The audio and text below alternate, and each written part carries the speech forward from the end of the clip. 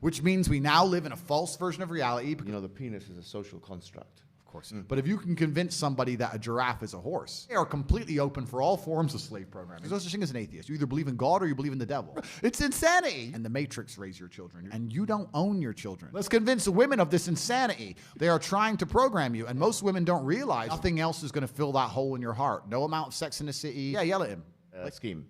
But the point is, really, I think you are a proponent of traditional family, aren't you? Absolutely. At the heart of it, you've always said that, despite everything else. Absolutely. I'm a proponent of traditional family, and I'm a proponent of polygamy as well? Yeah, well, I'm a proponent of traditional roles. And the reason for this is because I actually think it makes humanity the most competitive. Yeah. I think that the world functions best and we're the most competitive as a species the closer we are to our original natural gender roles. And I think if you were to take 10 men and 10 women, yes. Let's say we have two planes, right? Both have 10 men, 10 women, both crash on an island. And if you had 10 men and 10 women who fell into their gender roles and the women started, foraging and the men started hunting and building and the women, made blankets and the men found animals to kill and we fell into our gender roles.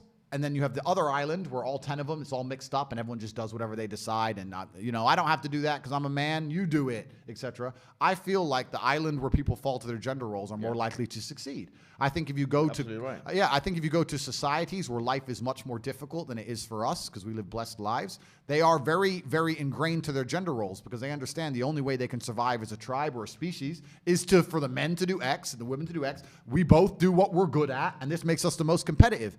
And I feel like if you want to have a stable society and a competitive society, and when I say competitive, I mean competitive in all realms, including safety, including having as many children as possible, not even competitive in a combative sense. I'm just talking about having enough kids to beat the reproduction rate, which we're failing to do in the West, and everyone being able to walk around without getting hurt.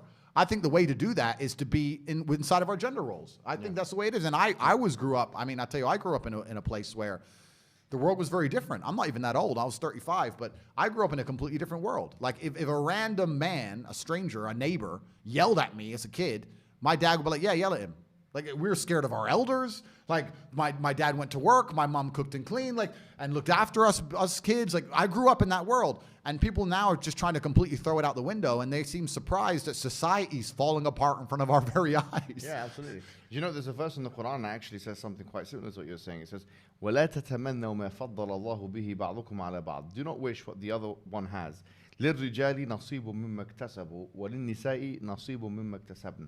For a man is a portion from what he has earned, and for a woman is a portion from what she has earned.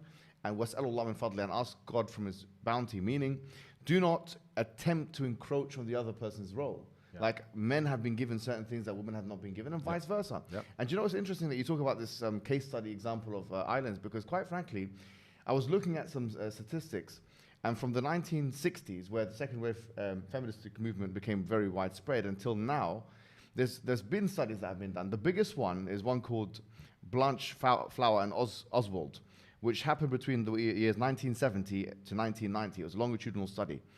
And you'd expect that after all the implementation of legislative changes and stuff like that in America and the UK and elsewhere in the West, that women will be having a better life and that they'll be enjoying their times. But the conclusion of the study, after they've interviewed 100,000 women, this is the biggest study that I think has ever been done, 100,000 women, in both the UK and the US. The conclusion was that women have a deteriorated situation. And in fact, even like the heads or the mothers of second wave feminism, like Betty Friedan, who wrote The Feminine Mystique, and others, even Germaine Greer, in 1963 she wrote the book Feminine Mystique, and then afterwards she wrote another book which people don't study in schools. She said it herself. Wow. She wrote a book called The Second Stage. She said, I'd done sociological experiments in the 70s, after the 60s, after the changes that have been done in the 60s, and I found that in the 70s, women were more depressed. Yep. 1/3 of women, she states this in her own book, she says that 1/3 of women were worse off. It was really interesting. There was actually a magazine, very famous magazine, that done a poll on women. And they said, it's called Top Satre magazine, and they found that 79% of women that responded said that they would quit work if they could tomorrow. Yep. 80% said that work is causing them psychological pain and distress. Yep. So in other words, this whole idea of prioritizing careers over motherhood and over being a wife and stuff like that, The experiment has already been done, in a sense. Absolutely. And it's been done for the last, 61 years, or 62 years, let's say, since 63. And in that time, what we found has been a tremendous failure. Of course. Which has impacted women's mental health, their physical health, it's impacted families. One more thing I will say is that I was talking to one guy he's done demographic stuff called Nicholas Wolfinger. Yeah. And I asked him what families are most stable or whatever, by way of like the children turn out to be most educated, and they're away from delinquency and criminality, these kinds of statistics. He actually said religious families, like obviously nuclear, traditional families, religious families. So we have the data to show that families that take this traditional role are clearly advantaged. They advantage women, they advantage children, they advantage men. Absolutely. So it is the model. And now you're saying something which is against it. Clearly it's not in their economic interest. And so is it the case that because of this they're cancelling you? Yeah, I think it's because I'm trying to stick up for the baseline morality of humanity. It's interesting what you just said earlier as well from the Islamic point of view, that we're born with an innate good and an innate understanding. Yeah. I think that women innately, maybe the world has convinced them otherwise, but from my experiences, the only thing that satisfies them is becoming a mother. Absolutely. And nothing else is going to fill that hole in your heart. No amount of Sex in the City, Starbucks, makeup, Instagram likes, career, all this crap. There's a reason you are sad. And the reason you are sad is because you should have been a mother 8 years ago. And this is why you feel miserable inside. And this is something that females are born innately with, and society is trying to convince it out of them. And that's why you have so much confusion in the world today. And like you said, this is why they ended up being less happy after this liberation than they were before. And I'm not saying that women shouldn't have free choice. I think women should absolutely be allowed to do whatever they want. But they should sit and understand that the matrix and the system, the propaganda machine that they're sitting and digesting is trying very hard to convince them to move away from their natural instincts. When you sit and watch Sex in the City about some 49-year-old woman with no kids who's having a great time and is 0% depressed on her 58th fucking dude that month, and you're sitting there watching it, they are trying to program you. And most women don't realize the level of propaganda they're existing under. This also goes back to the earlier point I made about Trojan horses, because this is how they do everything. Feminism was about give the women the vote, right? Then they sneak in all this other insanity. Let's not allow women to have kids. Let's try and convince them not to. Let's convince women not to respect their man and make him feel like a man in his own household. Let's convince women that they can physically attack a man on the street and they have no disadvantage at all because they're just as strong as a man is. Let's convince women of this insanity, but we'll Trojan horse it in with feminism. So if you say, well, I'm against feminism. Oh, you don't want women to vote? No. It's the same thing they did with the Green New Deal, right? We want to save the planet and sneak the money in. So you have to also understand, and I wish people were more perspicacious that could understand that any agenda that the mainstream media is purporting, any agenda they're trying to make you swallow, there are hidden agendas and hidden backdoors in all of it. There always will be. And it doesn't matter whether it's a passport for a particular injection. It doesn't matter if it's ideology. It doesn't matter what it is. They're trying to give you the surface level understanding that you can't disagree with, so that all the things you don't like come in, right? And that's the scary thing about feminism. A lot of it is just a simple explanation that it's in the economic interest of the West and the elites. And it's no coincidence that second wave feminism really took off after World War II, where the infrastructure of these countries was damaged, and these guys were bringing immigrants from all these countries now. That, that's why we've got so many immigrants and so-called immigrants, people from abroad, ex-colonies or whatever, in the UK or whatever it is. They needed women in the workforce, so this was a convenient ideology, but which has now taken a Frankenstein form, and which has endangered women, endangered children, put women and children both in a very bad predicament. You're saying something opposite to this. They're saying if this guy gets too popular, we're going to lose money. Oh, completely. And it's not even just lose money. I think it's more sinister than that. I think they're going to lose influence, and influence is the number one thing they care about. The reason that they push feminism so hard, a lot of people understand, is so they could double the tax bracket. They wanted women to work so they could double the taxes. But I think the other reason they did it that a lot of people don't consider is that in the modern world, in the world you live in today in the West, you don't raise your children and you don't own your children. You've had these children, I like to believe, because you're in love with your partner and you want to replicate yourself and purport your worldviews. And the way you view the world, you want that to be instilled in this child. That's not the case. They wanted the woman at work, because if the woman's at home, she likely agrees with the worldviews of her man, and that means the children are being raised by the mother, and they're likely to adopt those worldviews. In the modern world, where they convince a woman to get a job, the man to get a job, they inflate the currency so nobody can exist any other way because it's too expensive. perspective, the parents are out working all day. The school and the internet and the matrix raise your children. Your children go to school all day and be told things that you may not want them to learn. Yeah. Then they sit on the internet and read things and watch things you may not want them to watch. Yeah. You talk to them for 10 minutes at the end of the day and they go to bed. You're fighting with your 10 minutes against endless hours of the most entertaining programming or the most forceful programming. In school, it's forceful. On the internet, it's entertaining. Convincing them of ideas that you perhaps don't agree with. I've seen it myself on YouTube. I've seen a guy in America driving his car, and his kids were in the back seat, and he was arguing with them about an issue. And they was like, where did you hear that? School? He's like, why did the school tell you that? That's not true. And his own children are arguing with him because they learned it in school. Have you ever tried to take your children out of school? You'll get fined. You'll get in trouble. No, your kids have to go to school. Yeah. You have to give your kids away to the school. If you don't give your kids away to the brainwashing, you'll get in trouble. Yeah. And the reason they're doing this is because they want to control the youth, because the youth is, of course, the future of the world. And you have to understand that this whole idea of feminism, this is what I'm saying. You're saying women shouldn't vote. I'm not saying that. I'm saying that we shouldn't allow children to be brainwashed. We shouldn't separate them from their parents to the point where they're going to absorb ideals.